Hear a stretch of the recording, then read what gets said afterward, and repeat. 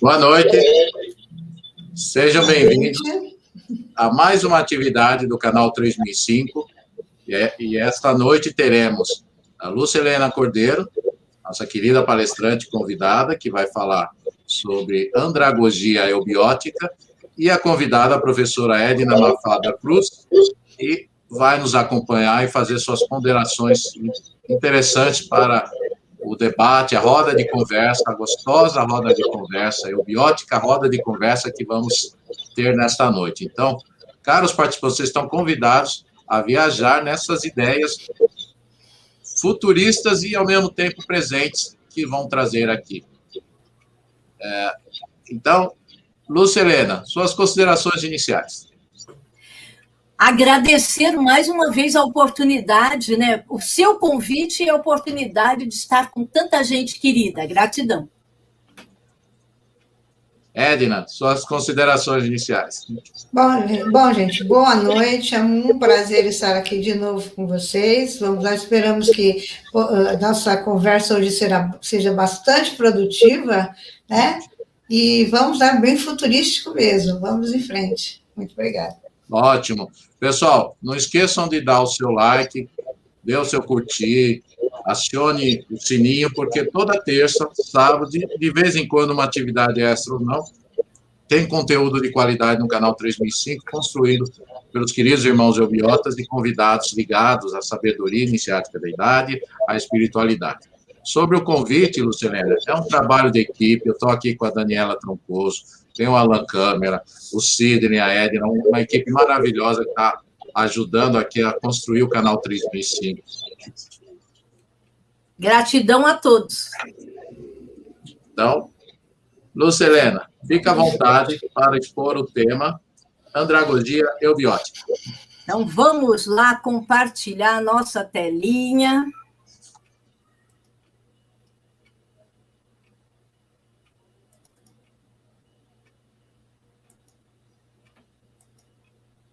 Mas não está compartilhando. Por quê?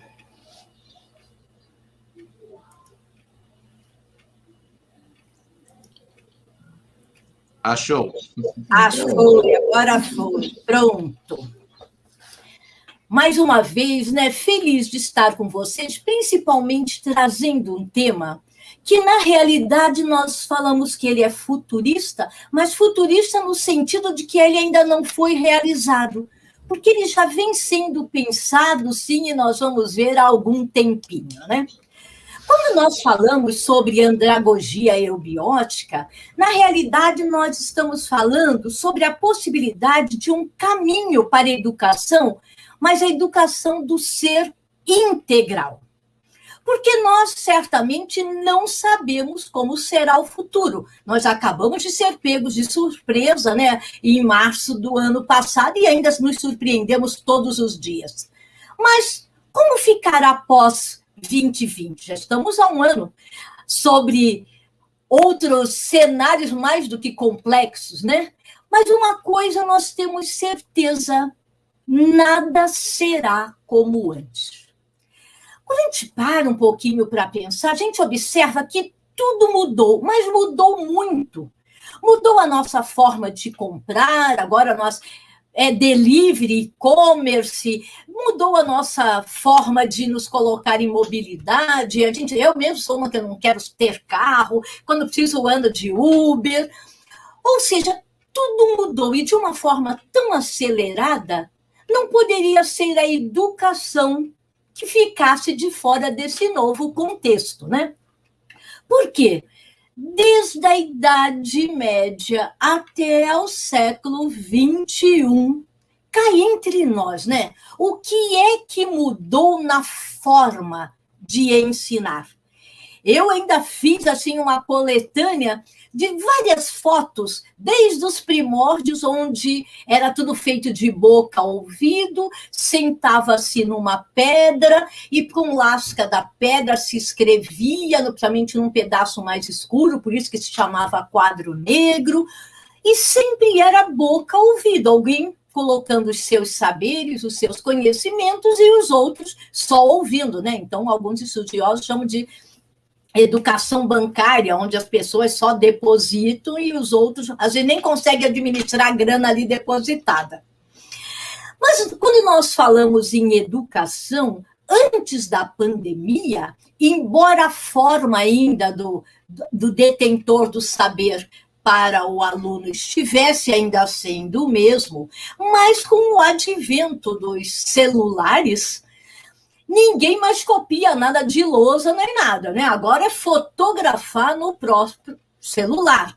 Até que recebi no WhatsApp uma foto que eu achei muito legal, né? Que um professor, vendo que ninguém prestava atenção na aula e começava já a pesquisar no Google, no YouTube, o que estava sendo falado, em vez de estimular isso, ele colocou lá, aula de hoje, prestando atenção no professor, e recolheu os celulares dos alunos, cada um foi lá, escreveu seu nominho direitinho, deixou o celular desligado, então, para ter a segurança que ninguém iria usá-lo, pegá-lo, etc. Mas, com o advento da pandemia, olhe lá, aquilo que até então era proibido foi um instrumento que possibilitou, e aqui nós temos que fazer um parênteses, né? Emergiu, aflorou todas as desigualdades sociais, porque nem todos nós temos celular, muito menos em algumas regiões do país que nem sinal teria mesmo que alguém tivesse um celular. Tanto os professores quanto os alunos. Então, aflorou muito as desigualdades. E também aflorou a impaciência de muitos pais, de muitas mães, né? Que se pegou ali com 2, 3 filhos, às vezes em espaços até pequenos, e ainda além de fazer o seu trabalho, porque tinha que ter entrega profissional, ainda tinha esses filhos demandando de ensiná-los. Nada fácil, né, para muitas famílias. Entretanto, por mais que nós tenhamos clareza que a forma de aprender mudou, mas e a de ensinar? Apenas mudou, ou seja, continua alguém falando de um lado de uma telinha e outro ouvindo. Olha nós aqui exercitando alguma coisa para ficar mais interativa e não repetirmos o mesmo modelo.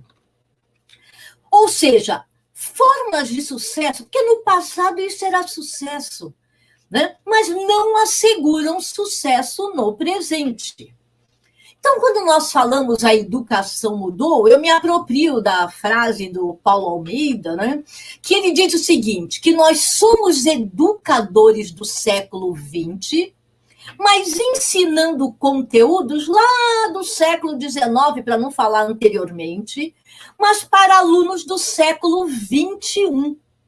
E talvez isso, as pesquisas vêm sinalizando que os alunos, principalmente do Fundamental 2 e médio, não mais têm visto sentido nesse aprendizado, a ponto de muitos nem retornarem às aulas, não efetivarem novamente matrículas, nem nada. A evasão voltou a ficar muito grande no país, né? Só que nessa educação do século XXI, o grande desafio, muitos colocam, será educar educadores. Eu mudei um pouco a frase, eu coloquei, será educar? Não, é. Ou seja, o grande desafio já é educar, só que eu acrescentei os pais e educadores, e vamos falar um pouquinho sobre isso. Sempre sonhei, eu acredito que agora está bem próximo de realizar, porque as pessoas agora perceberam o quanto eles, os pais, né, os próprios pais, perceberam o quanto eles estavam despreparados para lidar com as demandas dos filhos. Então, acho que urge que tenhamos uma escola de pais e uma educação diferenciada dos educadores que estão todos os dias, muitas vezes recebendo as crianças que não são delegadas a elas, são delargadas. Quantos, e eu conheço, infelizmente, muitos, que os pais saem cedinho, largam lá na escola e vão buscar às 19 horas. Ou seja, não é delegar, é delargar mesmo, né? Esse processo tão lindo e nobre que é o da educação. Se nós formos, eu adoro etimologia, quem me conhece já sabe, né?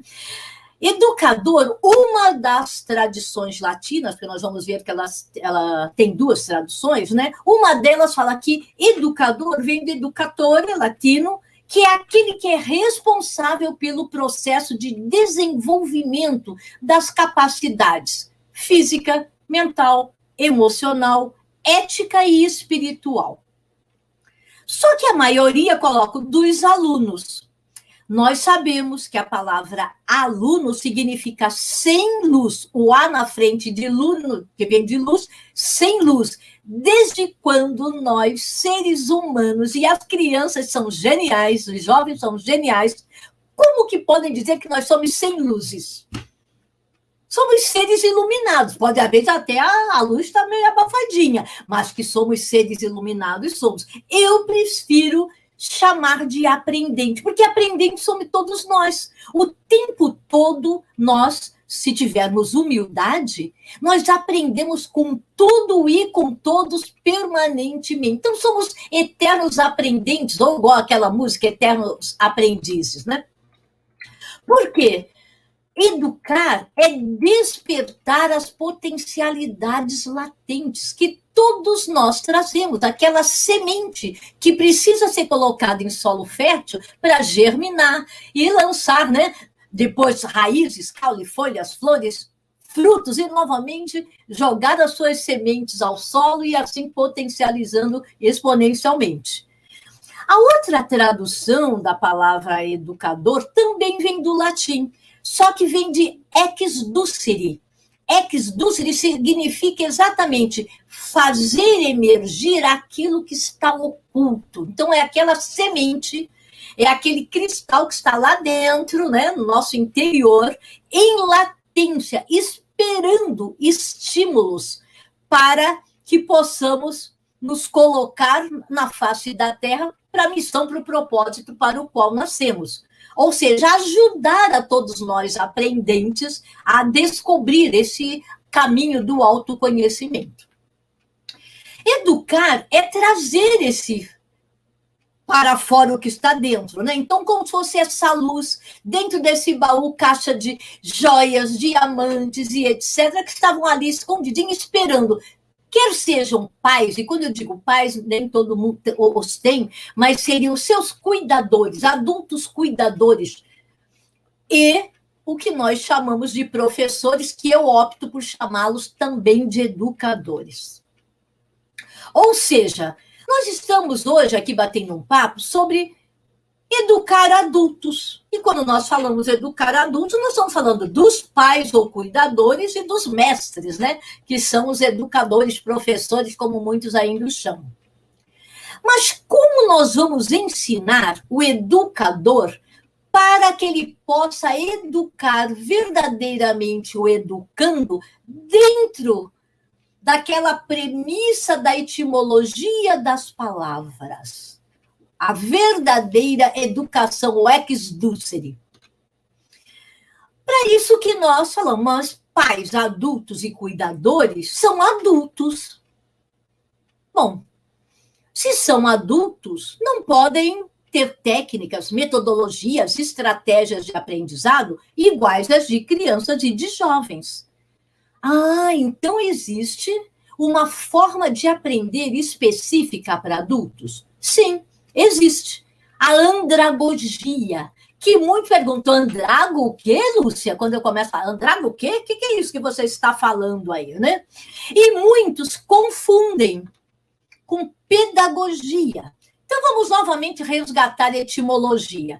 Andragogia vem de andragos, do grego, que significa aquele que cresceu. Pedagogia de pedagogos, infante, criança, aquele que traz um potencial para ser desenvolvido ao longo da sua curva de crescimento. Então, já são duas coisas diferentes. Muitos ainda confundem com EJA. EJA é a sigla, né, para educação de adultos, ou seja, aqueles que não tiveram oportunidade nas suas idades que deveriam estar nas escolas, Eu acho maravilhosos, eu gosto muito de estar com eles, porque eles são ousados, com 60, 70 anos, 20 anos, não importa a idade, mas eles buscam aprender. E chama-se curso, você não vai se inscrever no EJA, que significa Educação de Jovens e Adultos. Mas, geralmente, os jovens já estão mais próximos da fase adulta.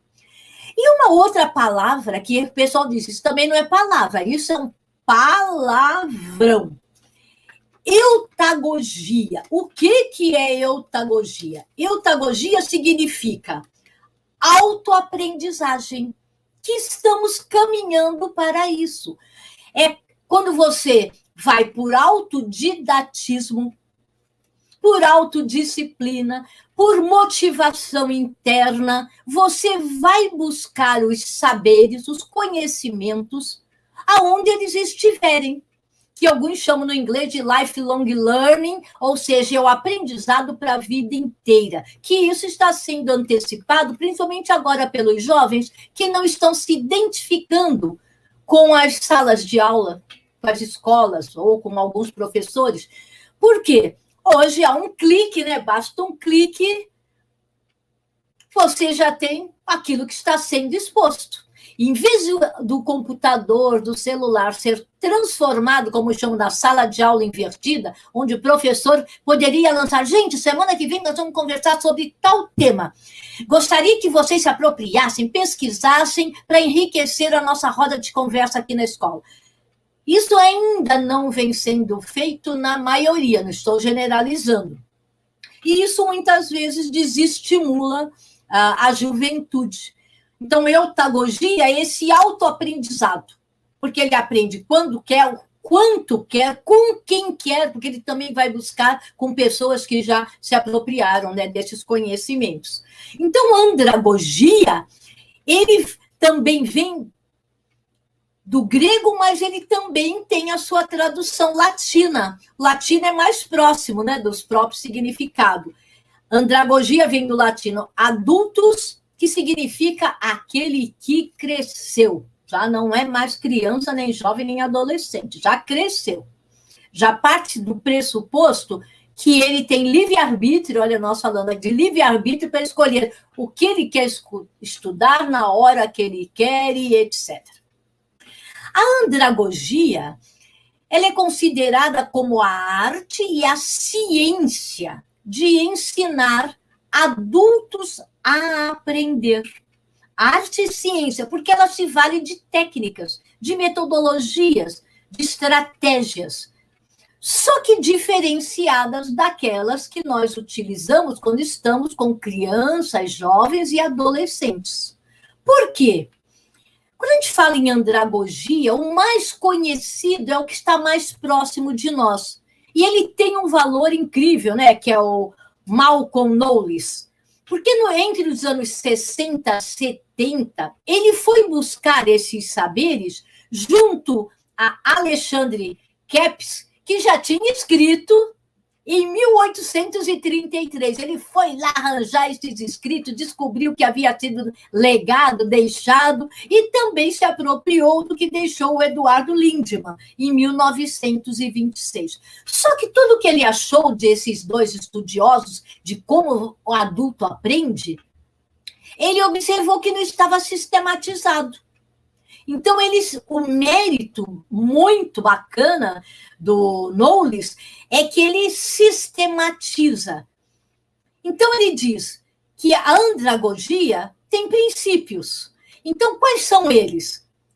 O adulto tem necessidade de saber. Só que ele quer aprender algo antes de começar efetivamente a aprender. Ele tem que ver sentido naquilo que ele vai buscar. Ele tem aquele conceito parecido com a eutagogia, que é o do aprendiz. Tem necessidade psicológica de serem vistos e tratados como capazes de direcionar os seus estudos, as suas carreiras, etc. O adulto, ele não pode ser comparado com uma criança que ele ainda vem com toda aquela potencialidade latente, mas que ainda não foi colocado no mundo. O adulto, ele já vem com as suas histórias, as suas dores, os seus amores, os seus dons, suas virtudes, seus talentos, as suas frustrações. Então, o papel das experiências para o adulto é muito sólido, até muito denso, porque é uma jornada de vida. E ele precisa observar que aquilo que ele vai buscar agora de aprender vai fazer ele dar um salto naquilo que ele trouxe, ou vai eliminar algumas das dores, ou vai solucionar alguns dos problemas. Outro princípio da andragogia é a prontidão para aprender, né? Os adultos têm prontidão para aprender as coisas que precisam saber para enfrentar exatamente as situações do cotidiano.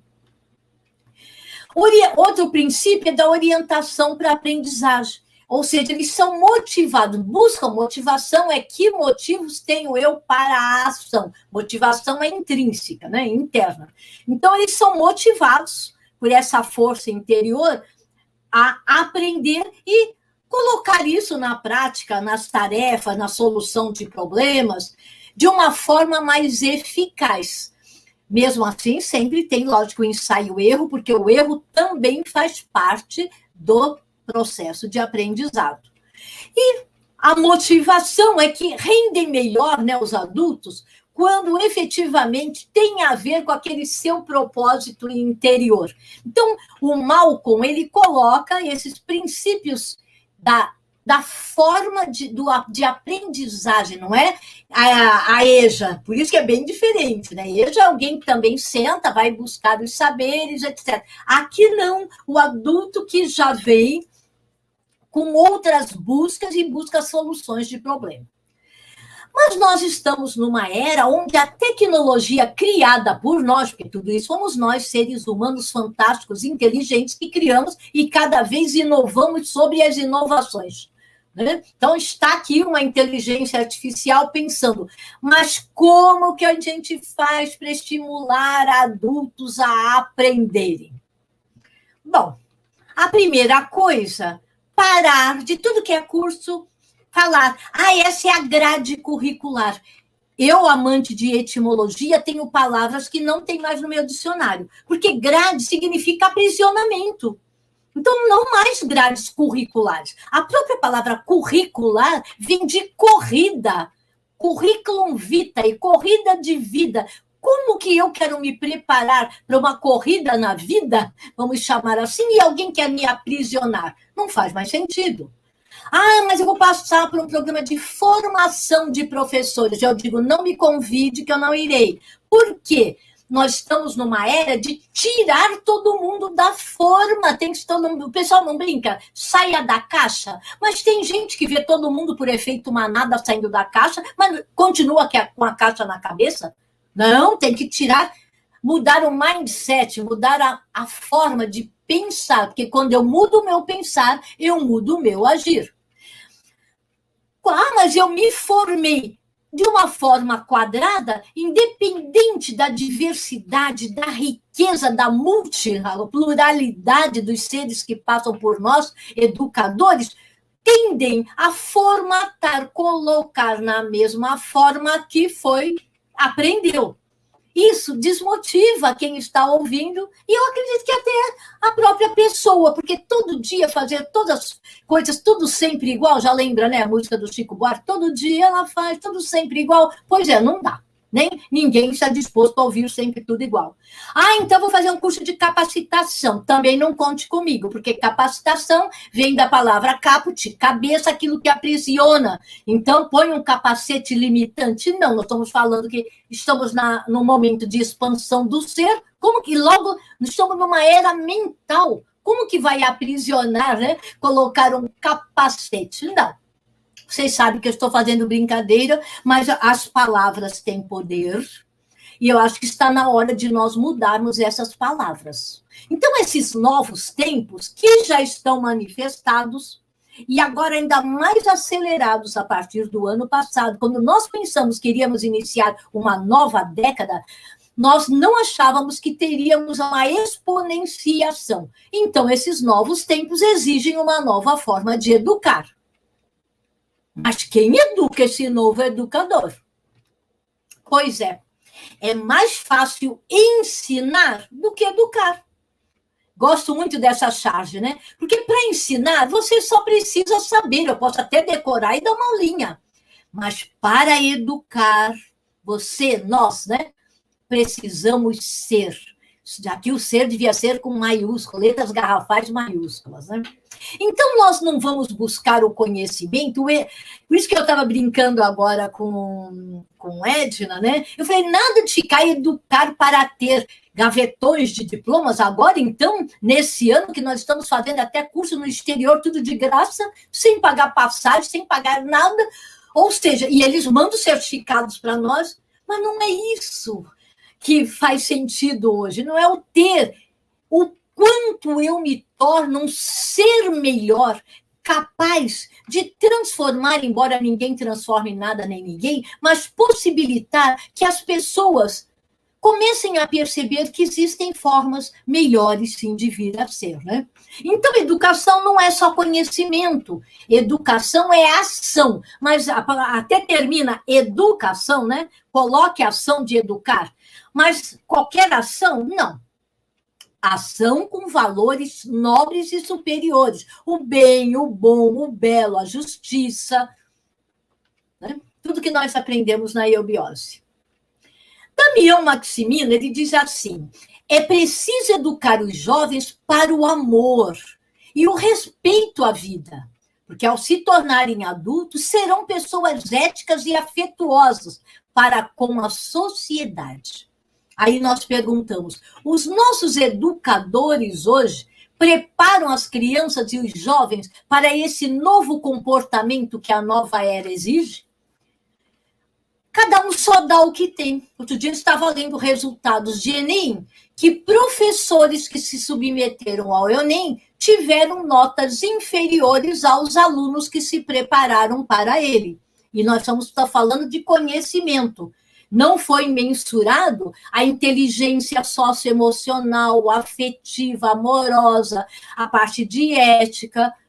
Se você só dá o que tem, o que é que nossas crianças e os jovens estão recebendo? Porque são essas crianças e jovens que serão os compartilhadores desses conhecimentos no futuro. E aí eu trago uma triste notícia, né, que uma pesquisa recente do próprio INEP traz que quase 80% dos alunos, quando perguntados sobre algumas profissões, eles falam tudo menos professor. Como que vai ser isso, né? Mas eu acredito, professor nos moldes que eles estão percebendo, porque eles são, sim, capazes de criar e de inovar. E, para isso, eu trago uma foto, né, tão triste de um campo, na nossa época, do campo de concentração nazista, onde um que era, na época, jovem, vamos chamar assim, mas ele foi sobrevivente, ele deixa uma carta que a maioria, acho que de nós já conhece essa carta, mas vale a pena trazê-la. Então, diz ela, sou sobrevivente de um campo de concentração. Meus olhos viram o que nenhum homem deveria ver. Câmaras de gás construídas por engenheiros formados. Crianças envenenadas por médicos certificados. Recém-nascidos mortos por enfermeiras treinadas. Mulheres e bebês fuzilados e queimados por graduados em escolas e universidades, ele complementa.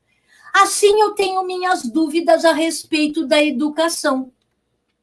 Portanto, meu pedido é este na carta que ele deixa, né? Educadores, ajudem seus alunos a se tornarem humanos. Resgate a humanidade.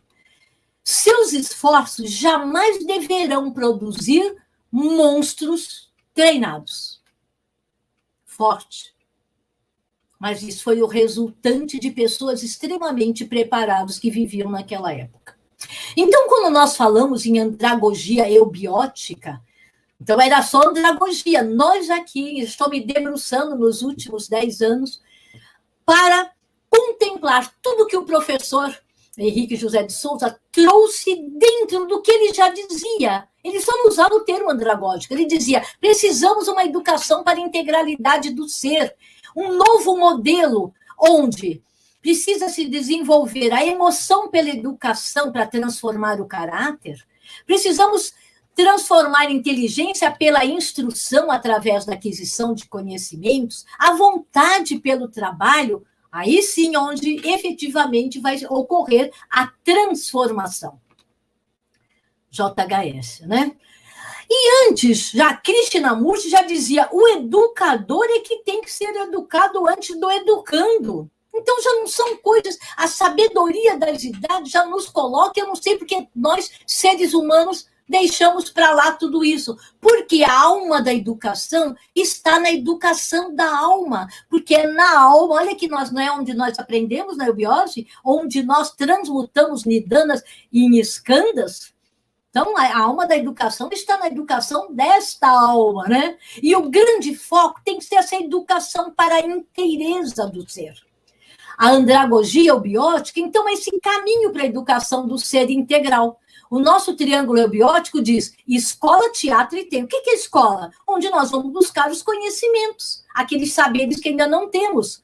É o autodesenvolvimento permanente, focando a ampliação do mental. Mas não adianta virarmos biblioteca ambulante se não exercitarmos no palco da vida, que é onde efetivamente o teatro, né, que nos acolhe para desenvolvermos habilidades, que é a vivenciação do conhecimento para trabalharmos o nosso comportamental. Olha lá, alma, nidana, skandha, tudo nessa área.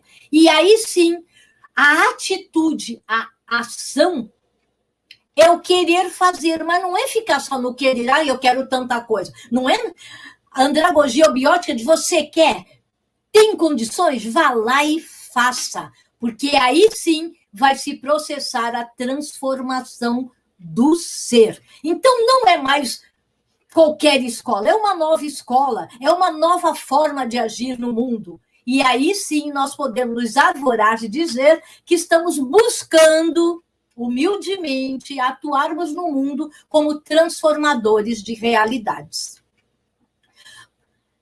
O professor Henrique dizia, a instrução refere-se à inteligência, à educação, à emotividade. Que grande reforma exige, então, a instrução, a educação para o aperfeiçoamento dos seus educandos. Ele não chama de aluno, né? Educandos, a fim de que os mesmos sejam felizes, que é para isso que nós estamos no mundo, agirmos e recolhermos o mérito dessa ação para a felicidade. Então, ele diz, uma instrução que cansa, uma educação que oprime, não são eubióticas. Ademais, deve-se, por educação em condições de cada um, continuar. Olha lá, tudo que está sendo trazido agora, ele já deixou, são escritos dele, recortei e colei, né? Cada um deve buscar o seu aperfeiçoamento enquanto ser humano, mesmo depois de ter abandonado a tutela dos seus mestres. E quantos mestres passam pelas nossas vidas e nós temos que seguir a trilha, não o trilho. Porque quando eu sigo no trilho, eu só vou para lugar onde todos já chegaram. O trilho já tem um lugar para onde chegar. Nós temos que descobrir novas trilhas. Esse é um trecho do artigo que é eubiose na revista Dharana. Então, a educação do futuro deverá ser um ensino primeiro e universal, centrado na condição humana. E o professor diz assim, é preciso que os educadores ensinem deleitando. Os alunos têm que ser aqueles que não veem a hora de chegar, de estar à frente desses seus mestres, porque eles veem tudo como um deleite, um prazer, aprender deleitando. E isso já vinha sendo tratado desde o relatório Delors, né, da Unesco, em 99, onde algumas coisas que nós aprendemos, lógico que a comissão, e o Delors sintetizou, Jacques Delors, já também eram homens, muitos deles de escolas de iniciação. Então, eles colocaram, e não é, olha lá, 4, né, estamos num quaternário, em 99, eles já colocaram que nós deveríamos nos preparar para exercitar esse quaternário, que é o aprender a conhecer, Então, buscar o saber, aprender a fazer, ou seja, desenvolver as habilidades para ir para o palco da vida, aprender a conviver, que é os conflitos continuam ainda, então nós deveríamos estar aprendendo a conviver, a viver com o outro, e aí sim, o pilar que é a sustentação, que é o aprender a ser. Na andragogia biótica, exatamente o que nós pretendemos? Como agir como um facilitador de aprendizagem, um mentor, um mediador, onde, respeitando as especificidades de cada aprendente, né, o educando, tirá-lo dos saberes atuais para o saber potencial. Aí sim, emergir toda a potencialidade que ele traz latente. Portanto, não serão mais as escolas que hoje temos, não serão as universidades nos moldes que temos, não serão nem mais os espaços virtuais, digitais, tecnológicos somente. Vamos continuar? Sim, vai ter um caldo diferente aí. Mas o que vai efetivamente, eu digo, fazer a alquimia da transmutação será uma nova forma de pensar e agir no mundo.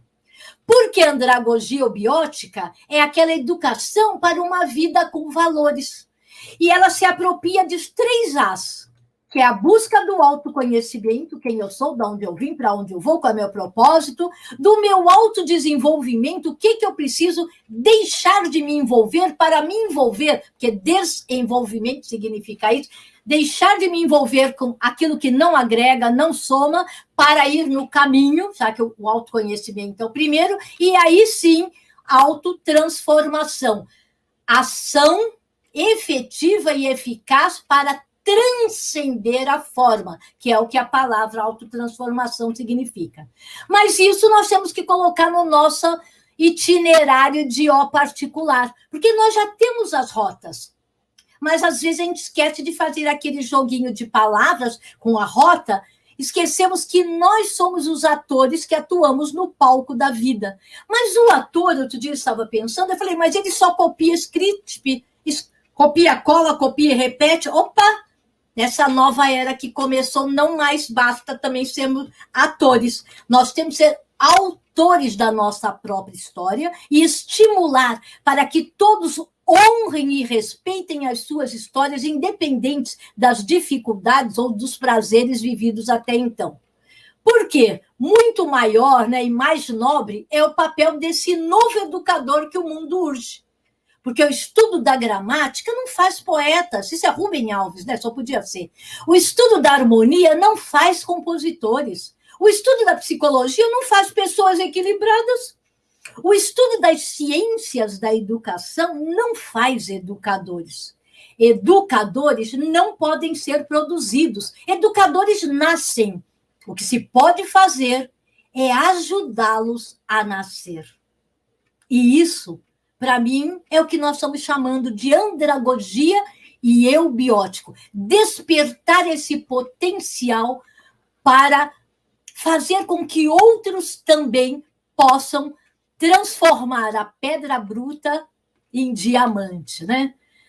E por que eu venho me debruçando sobre isso, né? É porque meu interesse está no futuro, pois é lá que eu vou passar o resto da minha vida. E muitos me chamam de doida, né? Por onde começar? Qual é o caminho? Lá vou eu me apropriar da frase do general Aníbal, quando todo mundo chamou de louco, quando o exército dele, cartaginês, né, foi lá para invadir, não tinha número de pessoas, nem armamento, e todo mundo, nós somos doidos. Ele falou, nós não sabemos nem o caminho. E ele, sabiamente, um ser preparado, iniciado, diz, ou acharemos um caminho, ou o construiremos.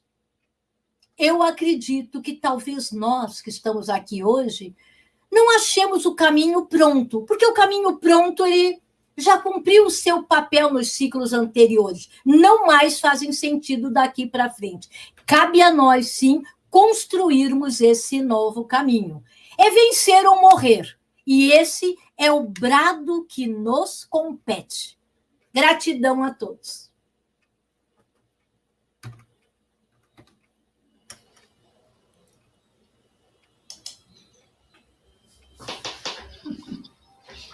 Ah, essa minha câmera está meio ruim.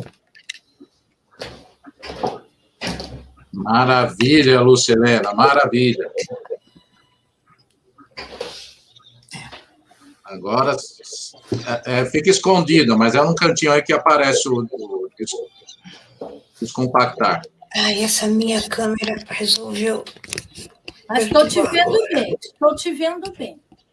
Começou a perturbar. Ah, deu. Mas olha, gente, vou falar para vocês.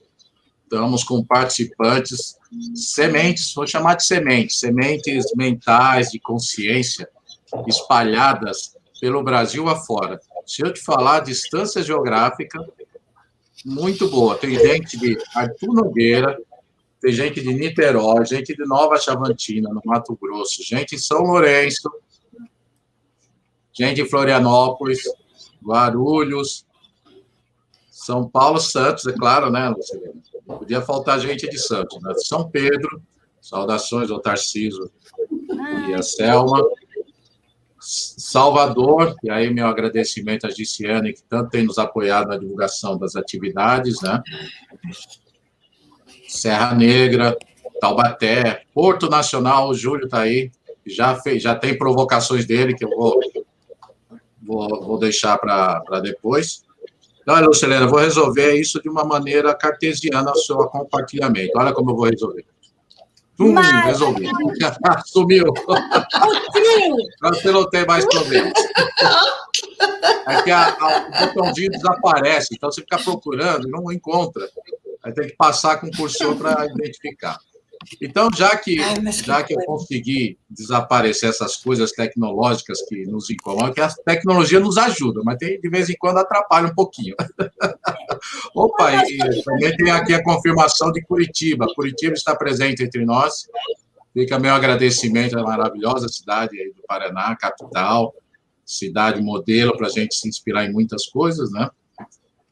E chega de eu falar, Lucilena, porque eu anotei várias coisas, mas quero abrir a palavra para a professora Edna Mafalda Cruz. Por quê? Porque a professora, porque ela tem uma visão de quem na prática lidou. E, gente, como é que eu não mencionei Santo André e nem o estado do Ceará, que está com Fortaleza e Juazeiro, duas cidades maravilhosas e pontos estratégicos geográficos aí. E, claro, entre São Paulo, vai para Santos, você vai encontrar o quê no caminho? Ribeirão Pires.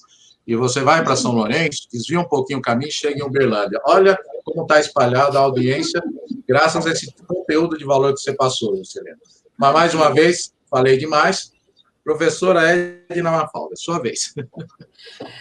Bom, gente, olha, Lucilena, essa apresentação maravilhosa. E veja, a gente como vai conversar sobre educação, e quem tem essa trilha, quem sabe o que é lidar com as pessoas, lidar principalmente com as crianças, nem como eu falo que eu escolhi trabalhar com crianças de ensino fundamental 2, médio, né?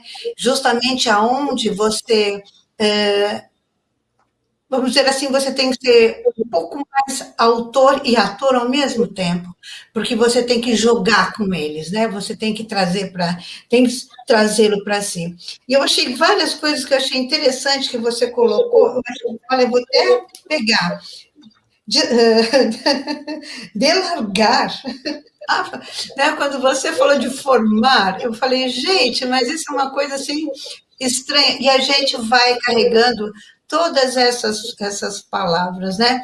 E a gente, como você mesmo disse, nós estamos conversando, nessa colocação da pedagogia e realmente do como está, como foi o caminho da educação no nosso país, onde nós tivemos um período em que privilegiou muito a questão social, né?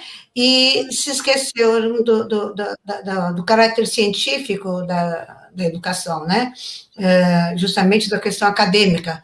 Então, eu creio que esses tempos todos, o que eles vão fazer? Nós vamos agora diversificar, nós vamos para o outro lado, né? Onde nós vamos encontrar justamente essa colocação, como você colocou, de nós estarmos juntos com alunos, fazendo junto, criando junto, e trocando as nossas experiências. Então, uma coisa que eu achei interessante, eu acho que essa questão também da pandemia, ela veio reforçar muito esses aspectos, porque eu penso da seguinte maneira, se nós não tivéssemos esse gatilho, eu acho que nada é por acaso, se nós não tivéssemos tido se esse gatilho não nos forçasse a dar uma olhada, a olhar para o outro lado, a gente talvez pudesse continuar sonhando que uma educação via internet fosse a melhor coisa que nós poderíamos conseguir. E a gente está vendo que não é bem isso. Nós temos a tecnologia, mas a nossa forma de olhar, né, não continua. Então, esses pontos que eu coloquei. Eu achei interessante também quando o senhor falou que a relação entre pedagogia e andragogia, eu vejo assim, nós temos que unir todas essas coisas, né? Porque nossas crianças, nossos adolescentes, pelo menos, que é a fase mais difícil que a gente tem, né? Eles têm uma carga anterior, eles têm um conhecimento anterior, que às vezes, quando a gente é professor no restaurante, a gente deixa para trás. Uma das coisas que as pessoas esquecem que o adolescente gosta é de videogame. Então, você tem que ir atrás do videogame e saber um pouquinho também. Não é uma porcariazinha, é uma forma de você trazê-lo. Então, assim, eu só posso, olha, realmente, da gente conversar, eu estou assim, extasiada, adorei isso, e realmente, onde eu só tenho uma questão que me veio aqui, tá? E seria a correlação, seriam duas, né? A correlação entre a andragogia e as salas virtuais, e também se estas formas, a andragogia, outras formas da andragogia eubiótica, elas já estão sendo utilizadas, já podem ser utilizadas.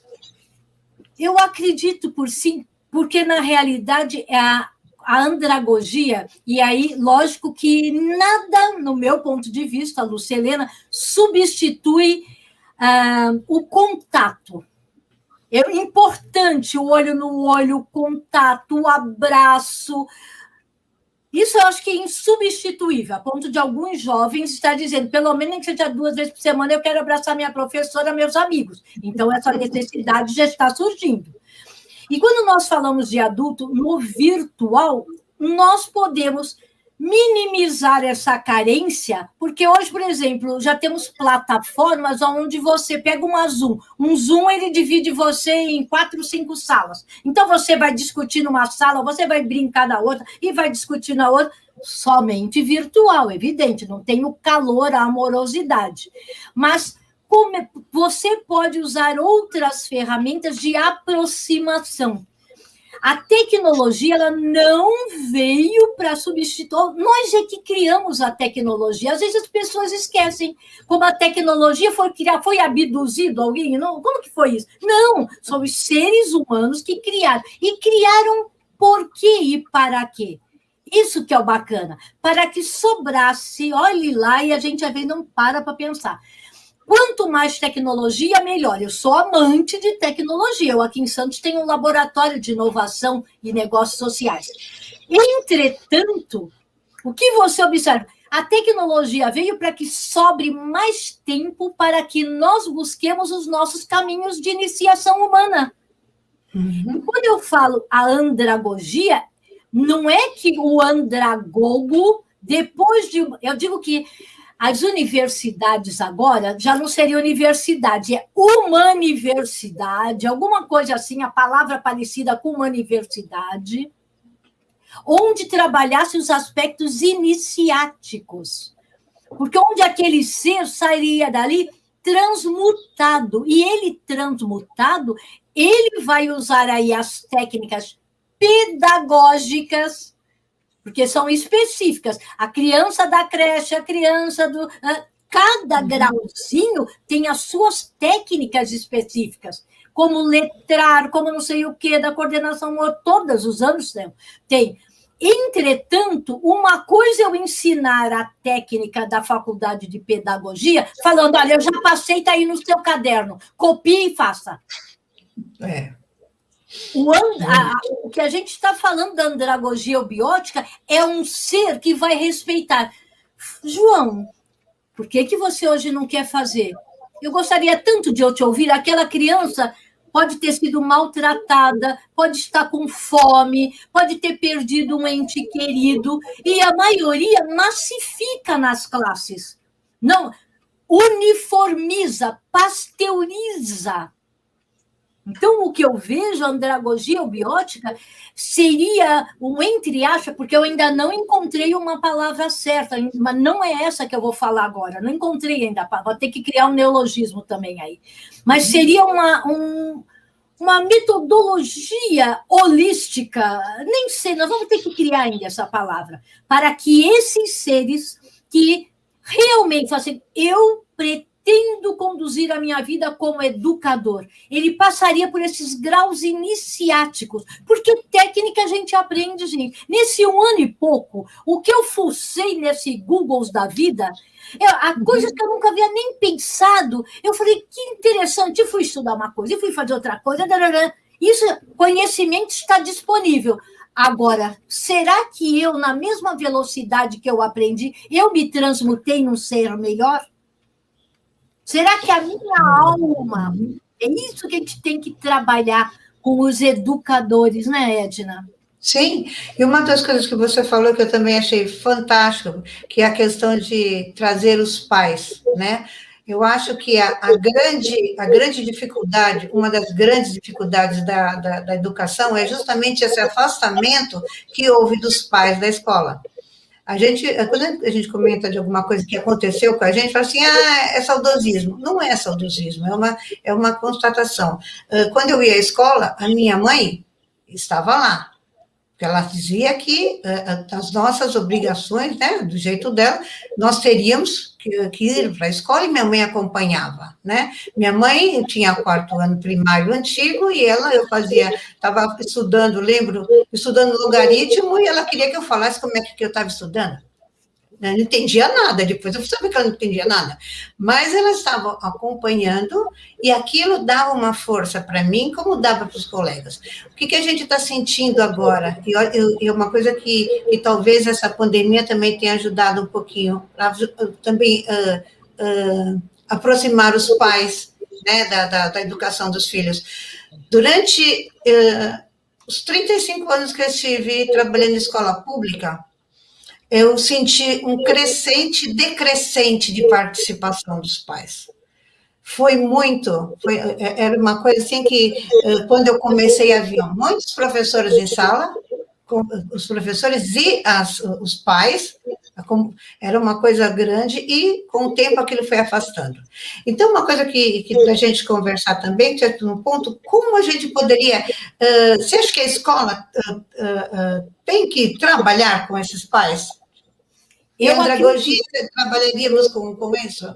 Sim, eu acho que existem N formas de engajá-los e comprometê-los nesse processo, porque eles também vão se transformar junto com os filhos, além de tornar os vínculos, né? Eu digo porque tem pais que não criam laço, dá um nó, né, na vida das crianças. Uhum. São os que mais prejudicam as crianças. Eu acredito que se nós trabalharmos, e eu acho que não tem mais volta, as escolas que voltarem nos tradicionais vão ficando ali, porque é outra coisa, gente. Eu acho que assim... Helena, concordo. É bem nítido.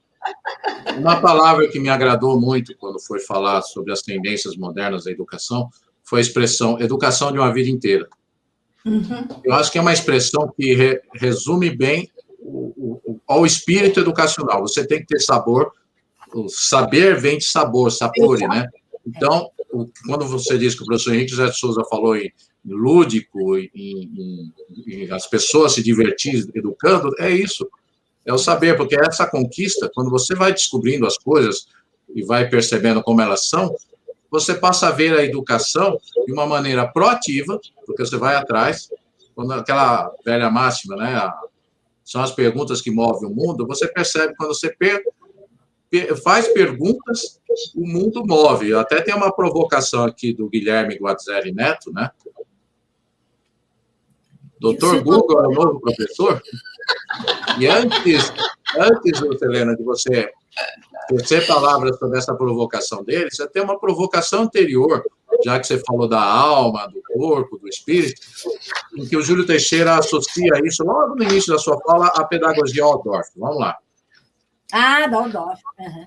Então, Júlio Teixeira, nosso amigo lá de Porto Nacional. Vou ler para vocês. A pedagogia Waldorf divide a criança em 3 fases: corpo, alma e espírito.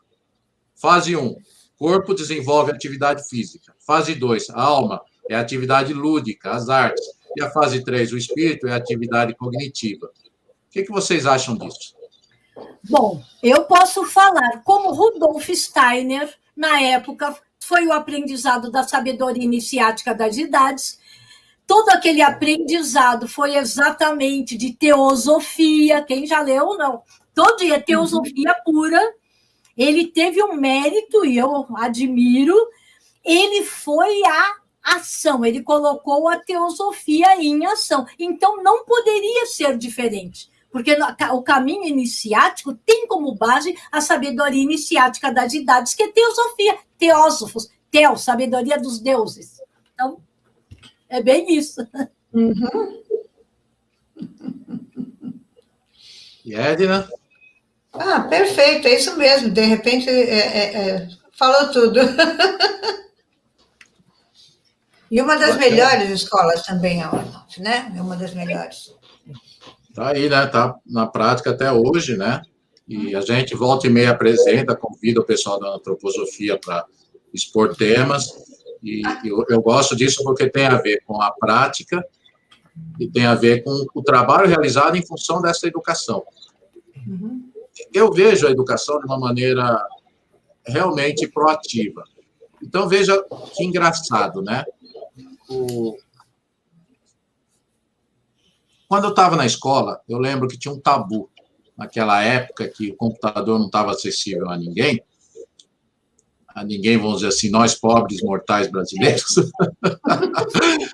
Não foi fácil, né? Não foi fácil.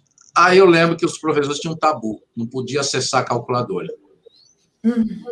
As aulas de álgebra e tal, nada de calculadora. Gente, eu falo uma coisa para vocês, quando eu tive acesso à calculadora, para mim foi uma revolução. Porque todas aquelas perguntas que eu fazia para mim mesmo, de cálculos matemáticos, ficava frustrado porque a demora para fazer as contas e perceber o resultado, por experimentações de uma coisa que estava vindo inato da gente, querer desenvolver a matemática, se tornou acessível no momento que eu tive acesso à calculadora. Como hoje a gente fala do Excel, o Lotus 1, 2, 3, mesma coisa, eu consegui fazer um monte de coisa. E agora, né, novamente a provocação aí, né, o Google, né, as ferramentas de pesquisa, é impressionante, você faz perguntas e vai lá e vai caçando. Só que, gente, cuidado aí, não vai acreditando em qualquer resposta, não, tá?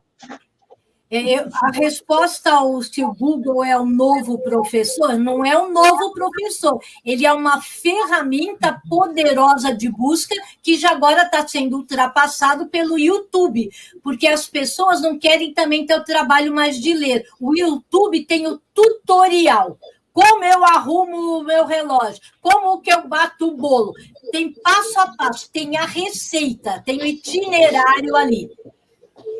Entretanto, um vai fazer um bolo gostoso, o outro vai sair solado. Então, são ferramentas de busca, como as máquinas foram anteriormente, mas nunca substituirão aquele educador, condutor das almas diferenciadas, jamais, isso não. Mas que pode esse educador estimular. Eu sou eu dou aula em universidades, pós-graduação, MBA, eu falo, gente, primeira coisa, pesquisem, já tragam suas dúvidas, e antes de perguntar, eu dou uma de Pitágoras, né? Escreva a sua pergunta, no mínimo, em 12 linhas, porque ao término das 12 linhas, você já vai ter a sua resposta, porque existe uma preguiça mental Porque já preguiça que vai tudo pronto do Google no YouTube. Então, senso crítico é fundamental, né? Senso crítico.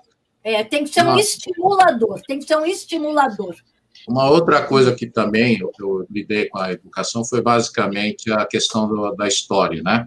A gente aprende a história numa sequência lógica e evolutiva, né? De anos anteriores até chegar no século XX e XXI, né? E eu descobri o seguinte, não, mas quebra essa ordem.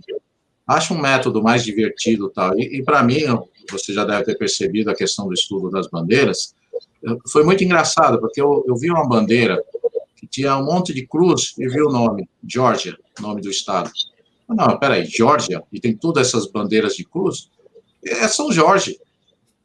É São Jorge, aí vai atrás. Aí quando você faz essas perguntas, você não vai pegar o livro de história da Geórgia, lendo da página 1 para a página 3, você já vai direto a uma resposta que vai te abrir novas dúvidas, que vai te abrir um leque de outras perguntas e respostas que você vai fechando e vai procurando. Então, quando você começa a fazer esse zigue-zague, acaba sendo parecido com as caravelas que descobriram a América, né?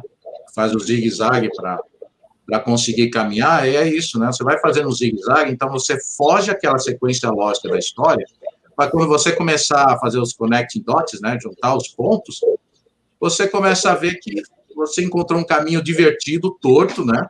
Mas divertido, que acabou sendo uma aula de história tanto quanto se tivesse ido para a escola. Mas, claro, você não chegou, você não fez o completo, né? Mas você já buscou muita coisa, você já ganhou muita coisa interessante nesses estudos. Mas estou dando exemplos de história, né? Mas eu acho que, imagina, cada um nas suas especializações deve encontrar caminhos diferentes do convencional que ajudem eles a descobrir, né? Turismo, quem não quer aprender com turismo? E quanta coisa a gente não aprende se a gente está atento nas viagens, para observar tal. Pessoal, um convite, uma provocação. Assistam um dos melhores filmes brasileiros do ano passado. Eu acho que foi do ano passado ou foi de 2019. Ixi, deu branco no nome do filme. Depois você... Meu Deus do céu. Deu branco o nome do filme. Gente, é uma história do Velho Oeste brasileiro. O Velho Oeste, assim, faroeste, mas, nossa... agora deu branco. Eu já lembro para você. Enquanto você vai lembrando aí, vamos indicar para o pessoal também a radioatividade, né? Acho que é a Marie Curie. É fantástica, viu? É uma história linda mesmo. Eu vou entrar e vou invadir, gente. Vou invadir, mas só com o áudio. A gente assistiu esse filme nesse final de semana sobre a Marie Curie. Ontem, na live com a delegada Terezinha, foi falado sobre isso. Assistam. Uma mulher genial, excepcional, ganhadora de 2 prêmios Nobel. A filha dela também, de continuidade a isso, ganhou um prêmio.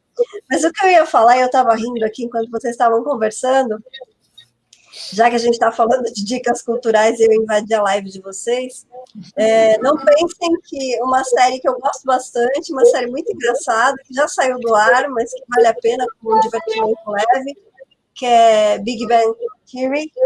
Não pensem que o Sheldon foi inspirado no Eduardo Nunes, porque o Sheldon ele tinha como hobby, dentro do programa, da série, um programa que ele fazia na internet com a esposa deles, falando, futura esposa, ali ela era namorada, sobre as bandeiras. Não foi inspirado no Eduardo Nunes. Mas fiquei revoltado quando foi ao ar. Roubaram a minha ideia! Como é que pode? Aí eu entendi o conceito de eu tive uma ideia e não teve ideia nenhuma, só captou uma coisa que estava no ar. O filme é Bacurau. Filme brasileiro que eu recomendo a vocês. É Bacurau. E se vocês verem o filme Bacurau, vocês vão entender a importância de observar os valores históricos de uma região. Sim, mas para mim foi um dos melhores filmes brasileiros dos últimos 4 anos. Ganhou prêmio, parece que ganhou prêmio. Não, eu não assisti. Assista, o filme é denso, o filme é difícil de entender no início. Tenham paciência, e quando começar a entender o filme, você quer ir até o final, porque o filme fica muito interessante. Mas, gente, olha, e só uma coisa, né? Tem mais comentários aqui. Vou passar um comentário da Adriana. Registrar a presença de Vitória, Espírito Santo. Olha quantas capitais. Você está preenchendo o mapa do Brasil aqui, Lucilena. Ai, que chique, eu fico feliz. Nossos irmãos desse país. Merece. Ó, tem um comentário da Adriana, tem um comentário da Vera, da Juliana Lira. Vamos começar aqui, distribuir os comentários. A Juliana Lira se animou aqui, fez 3 seguidos. Vamos lá. Ela fez um comentário no contexto aqui, né? Infelizmente, não é muito acessível. Provavelmente a educação moderna que vocês falaram. Uhum. Essas ferramentas computacionais devem ser usadas com sabedoria. Concordo, Juliana. E, na sequência, tem um exemplo prático de pessoas que fazem apenas o que o software diz. Exatamente isso ocorre, uma preguiça mental. Exato. E, ó, calma, que aí olha como incendiou o negócio aqui. Uhum. A Vera entrou. A preguiça mental é estimulada entre os jovens por essa tecnologia. E a Juliana, concordo, Vera. Aí também concordo.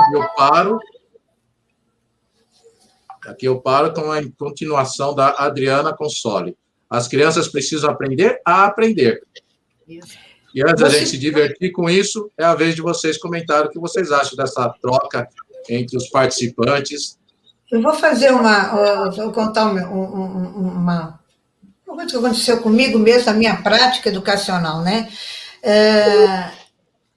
Quando eu comecei a dar aula, um tempão atrás aí, nós estávamos no comecinho da internet, não sei o quê, e foi a primeira vez que eu ouvi dizer que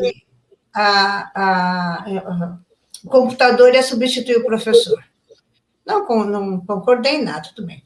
E, naquela época, o pessoal ia muito contra a utilizar internet, não sei o quê, porque o aluno ia lá, copiava e colava, né?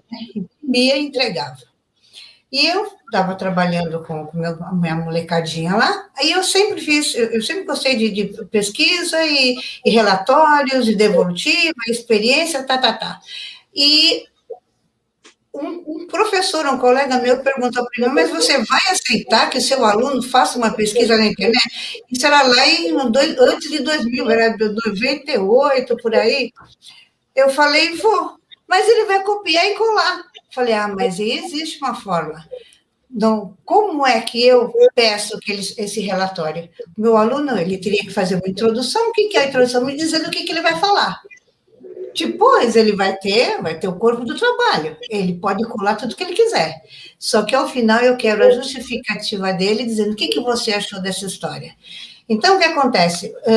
Nesse trabalho que eu fazia, que eu fiz, nós conseguimos que tinha muita coisa de internet no meio, muita coisa, mas a opinião dele estava no início e no fim do trabalho dele. Aí existe, de repente, você falar para o teu colega, olha, isso deu certo. Aí nós promovemos um trabalho justamente utilizando as tecnologias, porque a gente não era utilizada, porque o pessoal tinha medo, ela vai copiar e colar. São coisas que realmente nós temos que utilizar e saber como usar. Essa coisa que eu falo. Concordo com Edna, porque uma ideia, porque a ideia vai ser constante. Como eu falo. Olha, Lucilena, aqui a Dani está me lembrando de uma frase bem significativa do professor sobre a questão da ideia. Vamos lá. Ele falou agora há pouco, mas ele não complementou.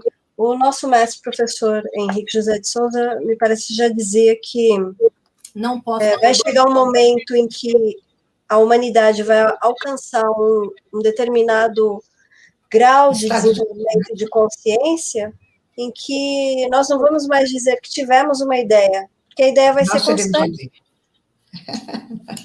É verdade. Nós seremos a ideia.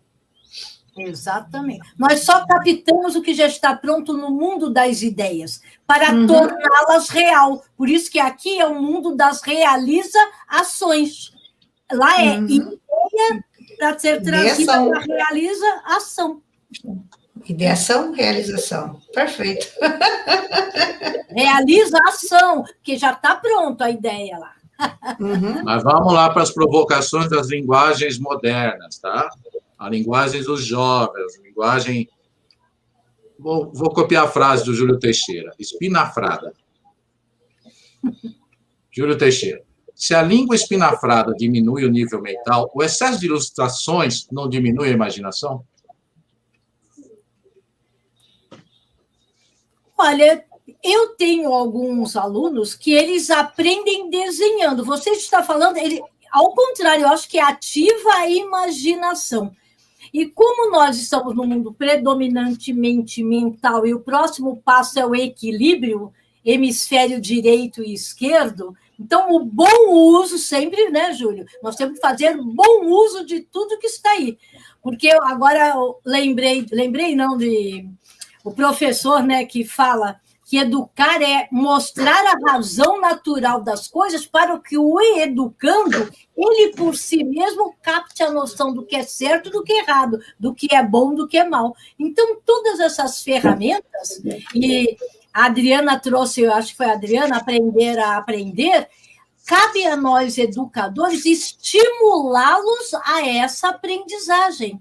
Porque eu não sei se foi Steve Jobs que dizia que o mundo precisa ser movido a mais curiosidade. Isso já diziam os filósofos também, mas Steve Jobs também se apropriava disso.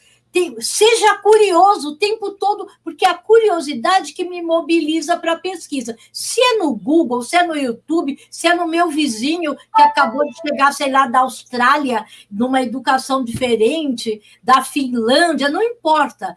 O que eu acho que hoje nós temos que mensurar é a predisposição para a busca das respostas, porque é isso que move o mundo, as respostas. Então, sejamos curiosos. Eu sou demais, eu sou uma inventadeira. Fico inventando coisas para poder sempre procurar aprender cada vez mais. Verdade. E nesse aspecto, acho que a gente tem dois lados também. Porque, citando uma situação, nós vemos um quadro, né? Você vê um quadro do Kandinsky, você sabe que ele tem movimento, você está vendo o quadro, tá? Antes, você olhava o quadro e você tentava imaginar aquele movimento que ele quis passar no quadro, né? Na ideia dele do movimento. O que acontece agora? Você abre um vídeo no YouTube, você tem o quadro em movimento, já fizeram isso. Então, aí você fica justamente, poxa vida, eu não lembro o nome do rapaz que falou, mas será que não diminui? Cadê a imaginação? Eu não imaginei o movimento, não tive esse momento de imaginar, eu já estou vendo em movimento. Então, são as coisas que são antagônicas, mas que, de repente, trazem para a gente qual é nossa função mesmo.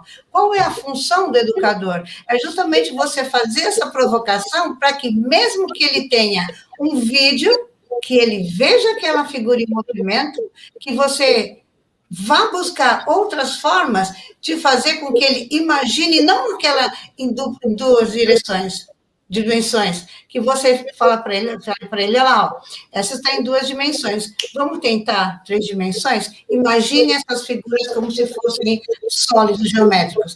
Então, eu acho que são provocações que a gente tem, eu acho que valoriza, não sei, ficou assim, porque realmente eu ainda estou entre as duas coisas, para elaborar, porque em determinada situação, olhando por um lado, a gente pode pensar que diminui a imaginação. Mas se a gente expande a nossa imaginação, tem um grande significado. É muito louco. Não sei se eu me fiz entender.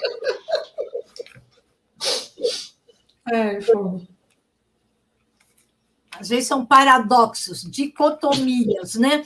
Mas como não é, nem tudo é o símbolo do tal, o bem no mal, o mal no bem, a polaridade está presente, é só fazer bom uso das ferramentas que nós mesmos criamos.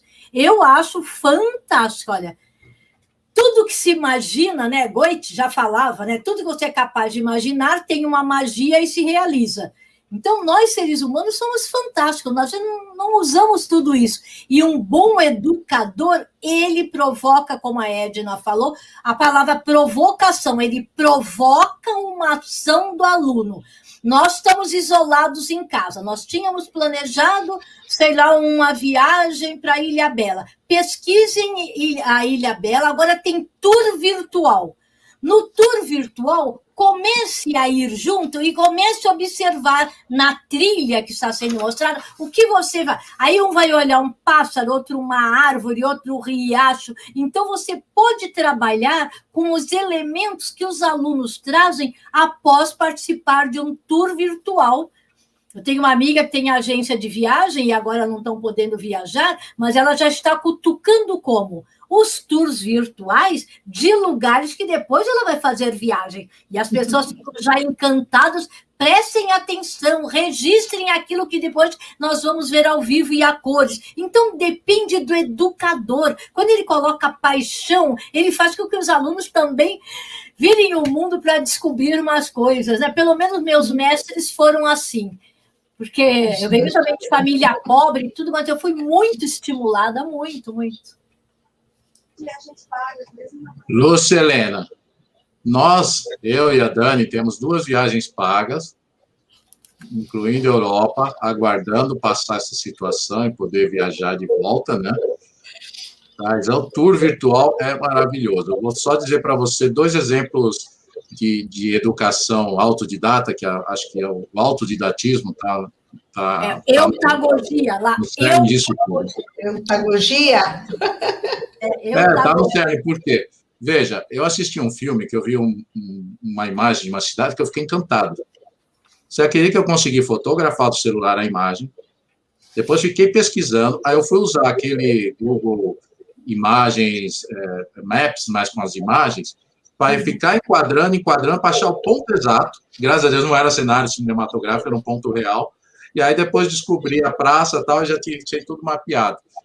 E foi muito legal, que a gente, vamos nos divertir, vamos assistir um filme aí, por exemplo, Homem-Aranha. Eu fui assistir o filme do Homem-Aranha, e ele saiu de uma cidade da Europa, de férias na Europa. Aí saiu de uma cidade, foi para outro país, foi para a Áustria, ouviu uma música, eu falei, peraí.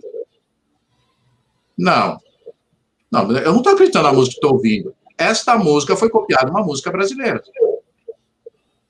E eu fiquei aqui encucado com aquilo, eu fiquei esperando os créditos, não consegui fotografar os créditos das músicas no filme.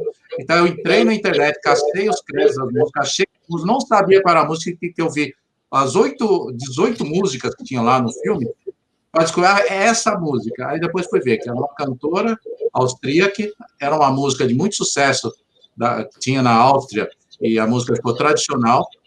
Eu falei, mas aqui não tem correlação nenhuma com a música brasileira, que era de Minas lá, que era Minas Gerais, Minas Gerais, que a gente conhece, não te esquece jamais. Percebeu? Eu estou evitando cantar, né? Mas descobriram o quê? Que a música, que é o de Minas, também foi uma cópia inspirada de uma música italiana, mais antiga. Aí eu achei a música italiana. Então, você percebe como é gostoso correr atrás do conhecimento? Você faz perguntas, você se provoca. Essa música eu conheço, essa música não é possível, você vai atrás. Eu me decepcionei, não era a música. Uma não inspirou a outra, mas, na verdade, foi sair de uma fonte anterior. E a gente descobre essa fonte anterior e começa a viajar no mundo de uma maneira dinâmica, né? Pessoal, entre o bem e o mal, eu acho que a gente tem que fazer o nosso papel do bem, né? É lógico que é o dever que prevalece e tal. Mas o inverno está chegando aí, nesse momento difícil. E em um inverno chegar, nós temos a campanha do agasalho. E a Fundação Henrique José de Souza, ela já anunciou a campanha anual do agasalho. Então, para as pessoas que estão interessadas, há 2 maneiras de contribuir com a Fundação Henrique José de Souza, que fica em São Lourenço. A primeira maneira é encaminhar o material doado, né?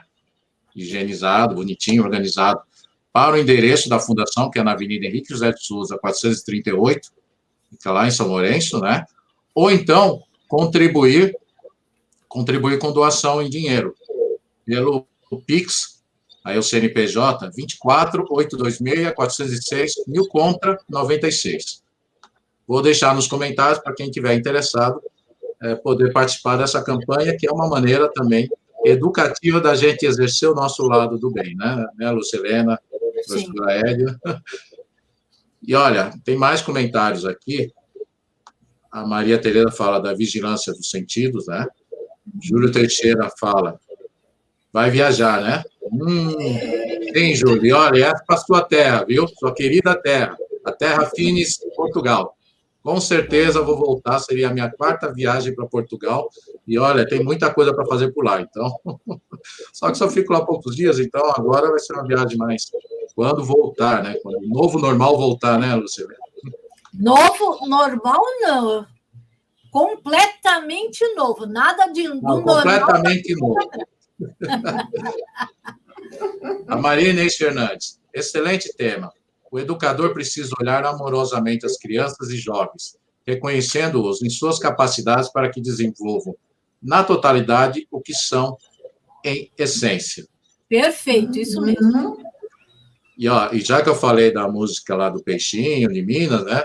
A Maria Conceição me relembra aqui. Essa música era para o Juscelino Kubitschek. Mas o JK é uma figura carismática, de tal forma que ficou identificado ao estado de Minas, e agora o pessoal desavisado pensa que é de Minas, né? Mas era o JK. Mas uma coisa se confundiu a outra, né? Não, mas aí a Vera relembrou, assim, a música do Peixinho, tem razão. Como pode um peixe vivo viver fora da água fria. Da água fria, né? Bom. Adriana Console. Isso aí, a provocação, o estímulo deve ser feito, e as crianças não podem ser comparadas e nem cobradas de forma igualitária. O entendimento, a percepção de cada um é variável. Exato. São únicas, as crianças são únicas, potencialmente fantásticas.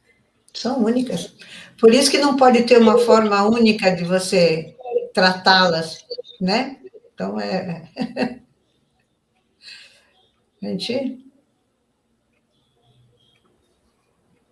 Pessoal, olha, está muito boa a live, mas é chegado o momento de eu anunciar nosso próximo tema, que é uma continuidade do tema que nós já vimos aqui. Migração interplanetária de raças, a parte 2, com o professor Walter Teixeira Andrade e o Carlos Antônio Nascimento como convidado, a dupla que atua no caminho da iniciação de sábado. E, por falar em caminho da iniciação, também estão todos convidados ao mesmo horário, sábado, às 20h40, para a sequência final que o professor Walter Teixeira Andrade e o Carlos Antônio Nascimento vão falar sobre a vida de Cristo e o seu significado iniciático. Não percam, no sábado, e na terça, essa parte 2, que é a migração interplanetária de raças. Como essa parte aí de cosmogênese e antropogênese chega aos nossos dias de hoje, né? Edna Mafalda. Pois Querida não. professora, suas considerações finais. Bom, gente, foi muito bom estar de novo, estar com vocês. Um tema fascinante, como eu disse, quem é educador, quem está na educação, fica mesmo maravilhado com tudo isso. E a ideia de que realmente coisas antigas, arcaicas, estão sendo novas, estão trazendo para cá coisas que vão levar a gente para a gente. Foi uma delícia estar com você, Lucilena, muito bom estar com você é adorável, e, nossa, pode ter. E, pessoal, muito obrigado pela atenção. É isso.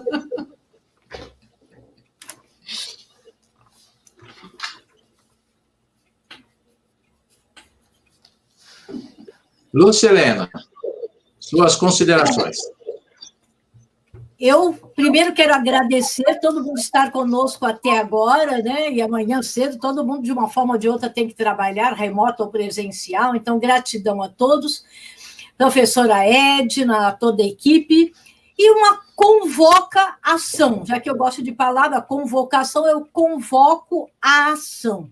Eu acho que todos nós podemos e devemos sim nos mobilizar beneficamente, pacificamente, para criar um novo modelo de educação transformadora e eubiótica. Isso urge. É possível ir contra a corrente e superar desafios. Nós podemos. Vamos juntos.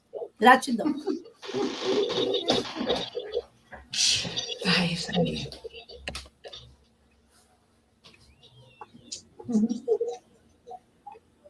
Lúcia Helena, professora Edna, palestrante, a Lúcia Helena, grande estudiosa. Queremos vocês de volta. Ok? Queremos vocês de volta. Lúcia Helena já está preparando um tema maravilhoso aí para o mês de maio. A Edna também está preparando algo muito legal. Ela está pronta, ela só não percebeu que já está pronta para apresentar, né? Ela tira de letra, é charme, é charme. E aqui a Vera agradece por vocês, por essa maravilhosa live. E a Maria da Conceição está animada aí com a possibilidade de vocês voltarem a apresentar temas de valor aqui no canal 3005. Pessoal, vivemos um momento de pandemia que exige fraternidade de todos, né? Então, tanto em viagens, tanto aqui em São Paulo, na sua cidade que vocês estejam, a gente tem que ajudar o próximo, contribuir, às vezes, uns pequenos gestos, uma compra no mercadinho, uma compra de um serviço do bairro que vocês vivem, já é de grande ajuda você estimular a economia do seu bairro para que a economia não quebre. Você está fazendo a sua parte, né? E acho que essa vem com uma mensagem final de que essa consciência já é algo que a própria educação vai nos propiciar a isso. Como o professor falou, no autoconhecimento e tudo, né? Na verdade, vou invadir de novo, gente, no finalzinho. Na verdade, essa já é uma consciência que a gente trazia antes, bem anterior à pandemia, que na pandemia só se intensificou. Então, aquela hora, eu fiz o sinal para o Eduardo, mas ele não percebeu. A gente corrobora o que você falou, Lucilena, a gente pensou nisso. A gente tem essa esperança e essa fé de que logo o mundo vai superar esse desafio que a gente está passando, e que a gente vai voltar a um novo normal, ou um outro normal, ou vamos voltar à vida. Mas essas pequenas atitudes, essas pequenas ações, nosso trabalho de formiguinha, ele é fundamental. Então, a gente já fazia isso antes, a gente intensificou isso com a pandemia, que é comprado um mercadinho, a gente sabe como é que está a economia, o que está acontecendo no mundo. Então, essas pequenas ações de estimular para que o pequeno produtor continue, para que todos continuem, isso vai numa reação em cadeia. Isso também inclui um setor que foi muito afetado, que é o de turismo. Então, quando começou, a gente sabia que não iríamos mais viajar, a gente já tinha 2 viagens agendadas, nós tivemos a opção de não pagar, de cancelar e pedir a restituição. Mas nós optamos por continuar para não afetar esse setor, para contribuir da forma que a gente pudesse. Então, a gente está aguardando. Eu falei, porque o Edu comentou isso, falei, mas existe um contexto maior. A gente tenta viver a eubiose, praticar o bem desde sempre, desde que a gente tem consciência da importância do trabalho de formiguinha. Era isso, quero mandar uns beijos. Eunice Eustáquio, linda, maravilhosa, eu amo, sacerdotisa de Silvana, Davi Kiera, que está aí, Carlos, nosso companheiro, Tarcísio e Selma, muito queridos. Pronto, já mandei uns beijos. Meninas, parabéns. Meu agradecimento, professora Lúcia Helena, agora é professora e palestrante. E a professora e palestrante Edna Malfada Cruz. Então, boa noite e voltem rápido.